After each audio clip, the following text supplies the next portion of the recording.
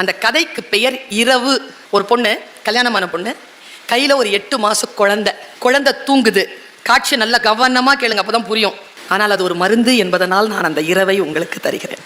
அந்த பெண், அம்மா எவ்வளோ சப்பாத்தி போடணும்? உனக்கு 2, எனக்கு 2, 4 போடு. வாசலிருந்து குரல் கேட்கிறது.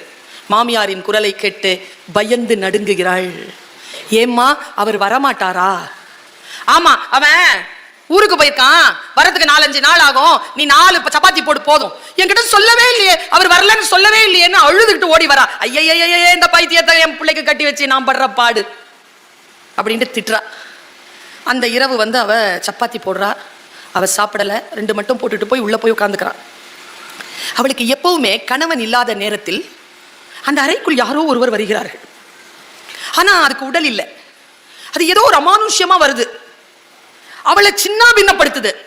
காலையில எழுந்திருச்சு பார்த்தா அவ உடம்புல ஒரு மருத்துவ தடயங்கள் எதுவும் இல்லை, உயிரியல் தடங்கள் எதுவும் இல்லை. ஆனால் அவள் ஆழ் மனதிற்கு தெரியும், அவள் அங்கே துன்புறுத்தப்பட்டாள். இதை எவ்வளவோ சொல்றா தன்னுடைய கணவர் கட்டையும் தன்னுடைய மாமியார் கட்டையும். அம்மா, அவர் இருக்கும் போது மட்டும் எனக்கு இந்த பிரச்சனை வர்றதில்லை, அவர் இல்லாத போது யாரோ என்ன சிரமப்படுத்துறாங்க. டாக்டர் கிட்ட கூட்டிட்டு போய் சொல்றாங்க, அப்படிலாம் எதுவுமே உடம்புல இல்லைங்க, அதெல்லாம் மனப்பிராந்தி. அவ துடிக்கிறா, துள்றா. எவ்வளவு அவன் புருஷன் இருக்கான்ல, அவ என்ன நினைக்கிறான்? ஓ, தான் இவளுக்கு வேண்டும் என்று சொல்லிதான் இவள் நடிக்கிறாள். அவளை இன்னும் இந்த ஆண்களுக்கு மட்டும் நான் சொல்றேன், பெண்களே, நீ இல்லை என்றால் என்னால் ஒன்றும் செய்ய முடியாது என்று சொன்னால் அதற்கான தகுதியுடைய ஆண்களிடத்தில் மட்டும் அதை சொல்லுங்கள். அதற்கான தகுதி அவர்களுக்கு இல்லை என்றால் அவர்கள் உங்கள் அடிமையை விட உங்களை கீழாக நடத்துவார்கள் என்று சல்மா பேசுகிறாள்.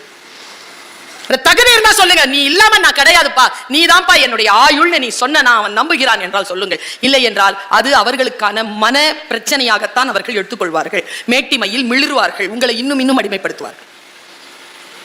சொல்லிட்டு அவ சொல்றா, வெளியில உட்கார்றா. அவளுடைய ஃப்ரெண்ட் ஒருத்தி பக்கத்து வீட்டுல இருந்து வரா. இதுதான் கதையினுடைய ட்விஸ்ட்.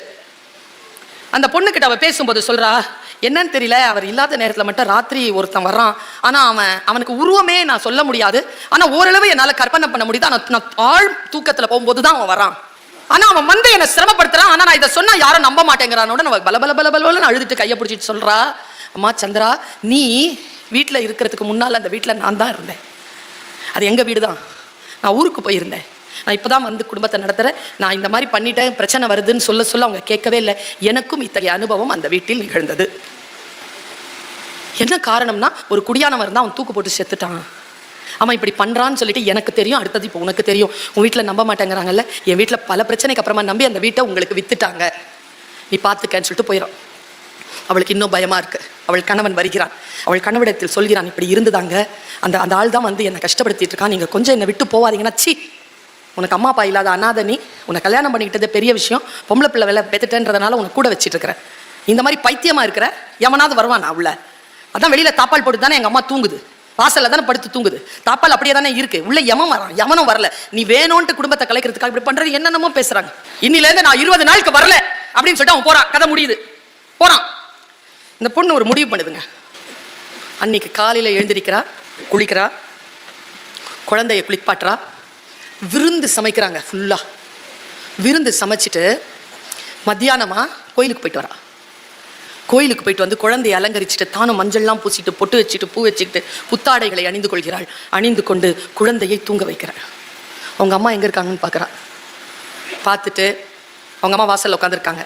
ராத்திரி 7:30 8 அவள் தூங்கும் நேரம். நேராக உள்ளவரா, கதவை பூட்டுறா, கட்டிலில் உட்கார்கிறாள். சல்மா கதையை முடித்தாள். அவன் வருகைக்காக காத்திருக்க தொடங்கினாள்.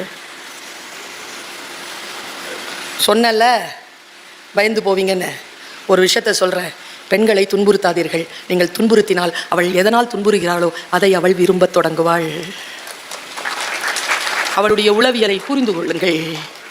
அவளை நீங்கள் அரவணைத்துக் கொள்ளுங்கள். அவள் உங்களுக்காகவே இருக்கக்கூடியவள், உங்களுக்காகவே வாழக்கூடியவள். நான் சொல்லட்டுமா, அம்மா அப்பாவை மட்டும் விட்டுட்டு வரல, குலச்சாமியை கூட சாதியை கூட விட்டுட்டு உங்களோட வரா. நீங்க எதுவாக இருக்கிறீர்களோ அதுவாக தன்னை மாற்றிக்கொள்கிறாள். தன் தகப்பன் தாய் இறந்தாலும் கூட அவள் கோயிலுக்கு போகாமல் எல்லாம் இருப்பதில்லை. அவள் உங்களோடையே வாழ்ந்து உங்களுக்காகவே அவள் இருக்கிறாள் என்றால் அவளை புரிந்து கொள்ளுங்கள்.